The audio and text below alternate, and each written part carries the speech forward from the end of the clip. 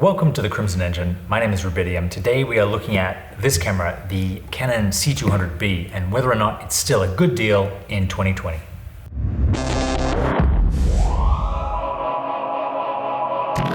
So since this camera came out in the summer of 2017, a lot of other cameras have hit the market, both at the higher end with the Canon C300 Mark III and the C500 Mark II, as well as a huge amount of more affordable cinema cameras, some of which that can do RAW like this can. I'm talking about the Blackmagic Pocket Cinema Camera 4K and 6K, the Sigma FP, which I like a lot and have been shooting on a lot, which is a full frame RAW camera for under $2,000. Basically, the camera landscape has changed radically in the last 3 years. So is the C200 still a good deal? Short answer is yes, and I'm going to go through a couple of reasons why. In fact, I believe it's an even better deal now than it was 3 years ago when it came out. So the first thing we can talk about is price. When this camera came out, it came out in two flavors, which are still available. The C200, which comes with a side handle, a top handle, and a screen for $6,000, and a B version that comes just as the camera body for $5,000. In the last 3 years, this has now dropped, so you can get the B for $4,000 and the full version for $5,000. What is interesting about this camera is that it has held its value very well. If you look on eBay for secondhand C200s, most of them are only $1,000 less than they were brand new. So there's a very strong secondhand market for this camera, and if you had bought it 3 years ago, shot with it for 3 years, you could probably now sell it for almost as much as you bought it for. And it speaks a lot to how valuable they are, how in demand they are, and how many people get a lot out of them. The next thing to talk about is quality. The 4K RAW that comes off this camera is as good as Canon's high-level cinema cameras like the C500 Mark II. The C500 Mark II's sensor is full frame and the RAW is 6K instead of 4K, but quality-wise, they are both uncompressed cinema RAW light that produces an extremely pleasing image in 12-bit. And if you can find ways to work around the size of them, and I would argue that the C200's RAW is a lot easier to work with than the C500 Mark II's RAW, you can still produce a really great image with this camera. I personally find it a lot more pleasing than the image coming off the Blackmagic Pocket Cinema camera. The battery isn't an issue for this. The internal battery lasts for 3 or 4 hours. The external battery that you can throw on it with a 15mm Rails kit will last you easily all day. Now, this is only a 4K camera with a 4K sensor that gives 4K RAW out.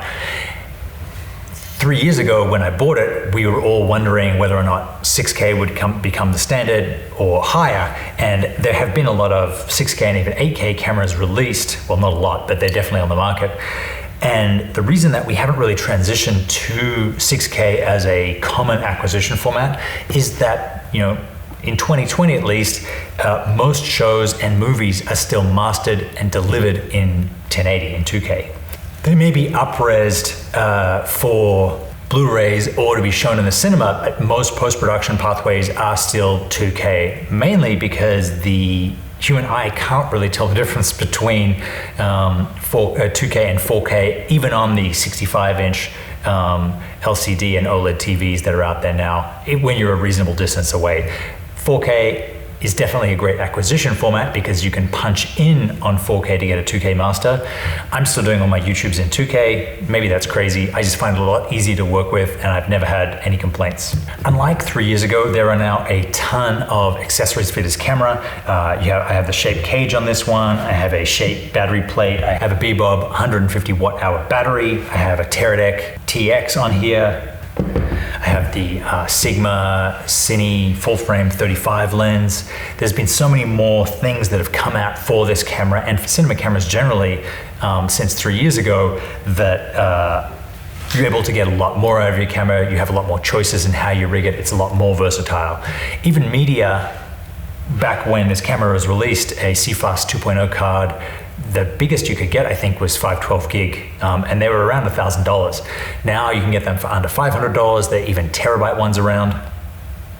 And generally, there's also a wide variety of solid pods and external hard drive recording abilities for this camera. It just means you get a lot more bang for your buck. And you can put together a whole sort of package for, under $6,000. Another thing that I think this camera has aged well with is the processing of the RAW. 3 years later, computers are faster. Most of us have upgraded our software, processor, graphics card, RAM, and as a result, processing RAW is not the issue that it was in 2017. I remember when this camera came out, everyone was disappointed that it didn't have a 422 10-bit codec, only the 8-bit 420 and the 10 and 12-bit 444.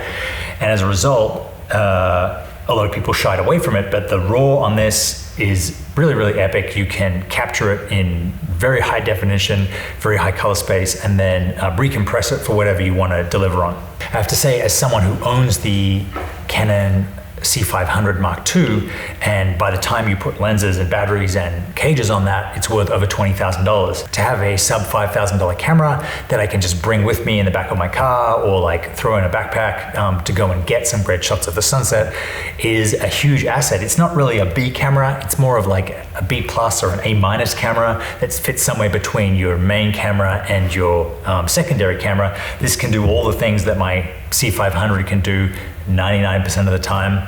Yes, it's not full frame, it's not 6K, but I'm able to work around those things because of my experience with it. It's something that I'm continuing to shoot with and continuing to get a lot of use out of 3 years later.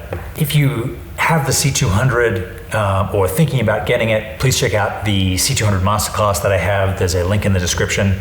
It's over an hour class of all the ways that I use this camera, how I get a good image with it, how to do focus, exposure, how to process the RAW, how to color it, and generally how to get everything you want from this camera without having to learn it from scratch. Thank you very much for watching. Check the description for links to this gear, and I will see you next time.